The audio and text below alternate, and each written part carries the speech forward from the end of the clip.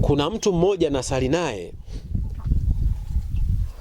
yeye anakuambia mimi naweza nikamsaidia mtu yoyote na wa dini yoyote ama mtu yoyote kadri nitakavyoona Roho Mtakatifu ananisukuma kufanya hivyo.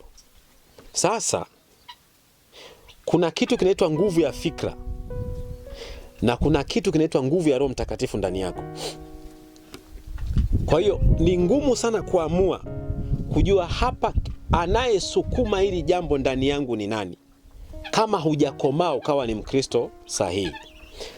Nilikupa mfano kwamba huyu hajaongozwa sala ya toba, hajabatizwa, hajampokea Kristo, Kristo hajazaliwa ndani yake, haelewi chochote kuhusu Yesu Kristo mnayemwabudu, lakini mnamchangia hela, mnafanyeje? Mnampa, mkiamini kwamba huyu ni mshirika ama mshiriki mpya. Mnaweza mkawa mnapotea, na wengi wanawatumia kama mitaji. Kwa hiyo hata barabarani ni kuwa makini Mkristo.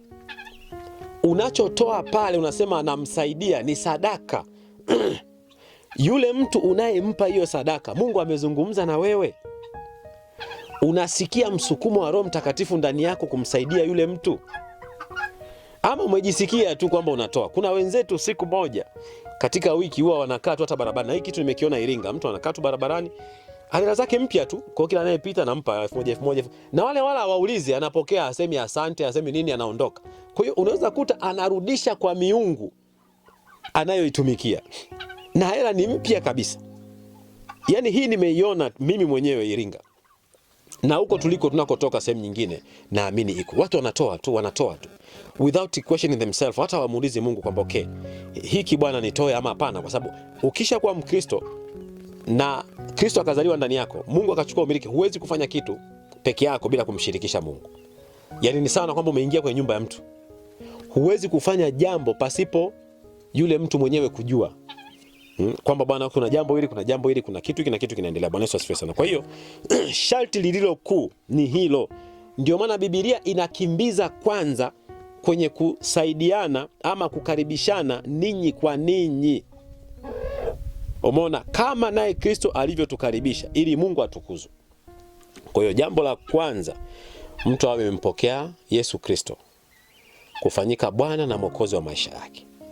Alafu baada ya hapo mambo mengine kama jumuiya mnaweza mkamkaribisha mtu bomu. Mimi nimeshuhudia tulipokuwa tunasoma chuo, kuna kitu kinaitwa group formation. Group likienda vizuri lina stage 4. Likienda likayumba vibaya na stage 5. Kwa hiyo tunatakiwa kuangalia kila stage ambayo tunapita.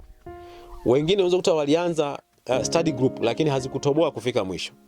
Kwa sababu kuna mtu fulani alipojiunga na hilo kundi akaharibu kabisa hali ya hewa na ustaarabu katika hilo kundi. Bwana Yesu asifiwe sana. Lakini jambo la pili, mambo yasiyo ya kawaida. Kwa hiyo hapa msingi ama misingi ya kupokea watu wapya ni kuangalia, je, sharti kuu awe